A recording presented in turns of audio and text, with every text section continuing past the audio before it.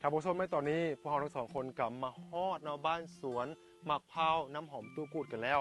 โมธิดามาฮอดที่เขาจะไปใช้ต่อปะเนี่ยสำหรับวันนี้เนาะเราจะไปพบกับตู้กูดเนาะเจ้าของสวนมะพร้าวน้ำหอมมาเบิ่งกันว่าเพิ่นจะมีวิธีรักษาบำรุงต้นพร้าวเพิ่นอะไรเนาะแล้วเพิ่นจะใช้ฝุ่นชนิดใดใช้วิธีใดให้ต้นพร้าวเพิ่นมีคุณภาพเนาะไปนำกันเลยรู้สึกว่าจะเห็นมะพร้าวใหญ่ๆเลยตัวนี้นะรู้สึกว่าส่วนเพิ่นกับกวางใหญ่ไพศาลเนาะเดี๋ยวนี้เนาะเดี๋ยวเบิ่งสวนตู้กูดเพิ่นกะคือว่ามีหมากไม้หลายชนิดเนาะแต่ว่าจะขออนุญาตไปเลาะเบิ่งหมากไม้เพิ่นก่อนให้น้องไปพบกับเพิ่นกำลังใส่ฝุ่นเลยเอาเราชมไปพบกับตู้กูดกันเลย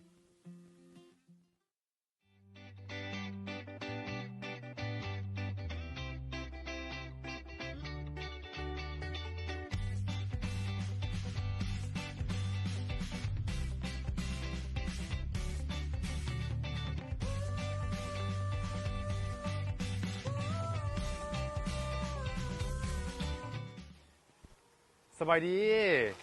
สบายดีสบายดีเฮ็ดหยังอยู่เจ้ากำลังซ่อมแปลงซ่อมมันต้นมะพร้าวให้อย่างนี้ว่ากำลังใส่ฝุ่นใส่อันนั้นเจ้าเนาะซ่อมเครื่องปลูกอยู่ส่วนกวางใหญ่ไพศาลเนาะแม่นส่วนก็กว้างประมาณ1 เฮกตาร์นี่แหละประมาณ1 เฮกตาร์เนาะอยู่ในสวนนี่มีปลูกอย่างเนี่ยเจ้าอยู่ในสวนอยู่ในสวนนี่หลักๆของเขาจะแม่นมะพร้าวน้ำหอมเนาะเป็นหลักมะพร้าวน้ำหอมเป็นหลักเนาะเจ้ามะพร้าวน้ำหอมเป็นหลักนอกจากมะพร้าวนี่มีอย่างเนี่ยเจ้านอกจากมะพร้าวนี่มันจะมีโกโก้นี่ก็ประมาณ200 ต้นแต่มะพร้าวนี่เขาปลูกประมาณ300 ต้น300 ต้นอยู่ในนี้เป็นหลักๆซึ่งปัจจุบันนี้ได้ปลูกมะฮอดจักเดือนละเขาปลูกมานี่ได้ประมาณ2 ปีกับ6 เดือนนี่นะ2 ปีกับ6 เดือนแล้วนี่แหละแม่นเพราะว่าอีกประมาณปีหน้าบุญหัวน้ำปีสิมาเนี่ยก็เอิ้นว่าครบฮอด3 ปีเต็มเจ้าขั้นตอนของการปลูกนี่เป็นจะได้ของความหอมขั้นตอนของการปลูกนี่คือเอิ้นว่ามันก็หลักๆของมันก็คือว่าต้องให้ได้3 อย่างเนาะ3 ปัจจัยหลักเนาะก็คือ1ต้องให้ฝุ่นให้ฝุ่นต้องได้2ก็คือต้องให้น้ำก็เป็นหลัก3ก็คืออากาศต้องได้ถ้าว่าได้3อย่างนี้เอิ้นว่าต้นไม้ของก็อุดมสมบูรณ์นะแต่สลายฝุ่นกับสลายเฮาใส่ฝุ่นก็คือขี้ไก่ออร์แกนิกของที่ว่าที่มาบำรุงมันนะเฮ็ดให้ต้นมันงามขึ้นที่การของพรนันที่ว่าพรพิดาขึ้นที่ว่าออกข้าวมาเป็นโรงงานเป็นจนเขาท่าเนาะถ้าเอาฝุ่นมาเขาก็จะมีการใส่ทดลองใส่น้ำกันอันคือฝุ่นของเอื้อยพรธิดานี่เนาะอันเขามีขั้นตอนของการใส่ขึ้นได้ไหนขั้นแรกนี่คือปลูกใหม่ๆนี่มันก็มีตัวที่ว่าเร่งเนาะเร่งหากเร่งใบเร่งความเขียวของมันนะอันนี้คนเรียกว่าพวกในโตรเจนพวกนี้นะ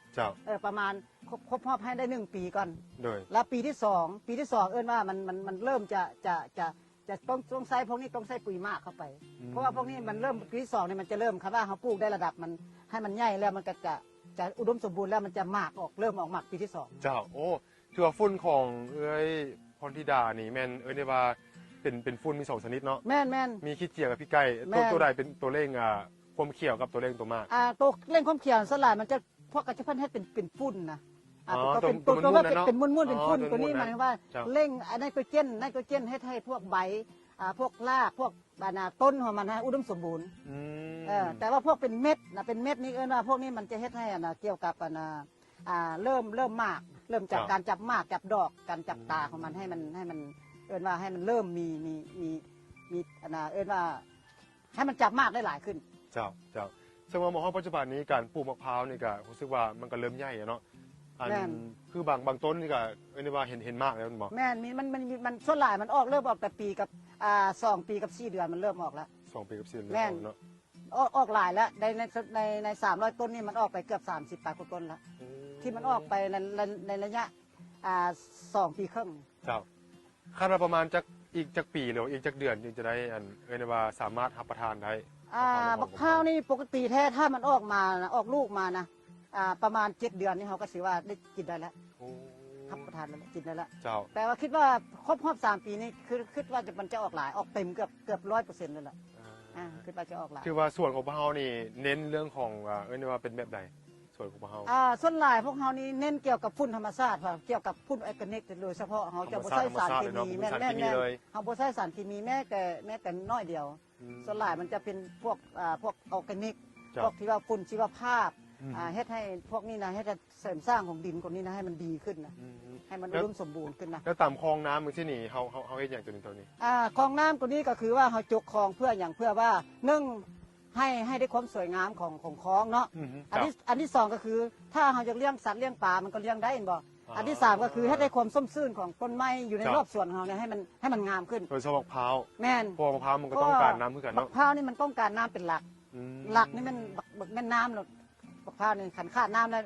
มันก็ทุกอย่างมันก็เหี่ยวแห้ง เจ้าคือว่าได้ประโยชน์หลายอย่างเนาะทาง แม่น เฮ็ดให้มะพร้าวเฮาดูดซึมกินน้ำอยู่ในคลองแล้วก็เฮ็ดให้เฮาสามารถเลี้ยงปลาอีก แม่น เป็นว่าอัน เอาเลี้ยงปลาก็ได้ สามารถ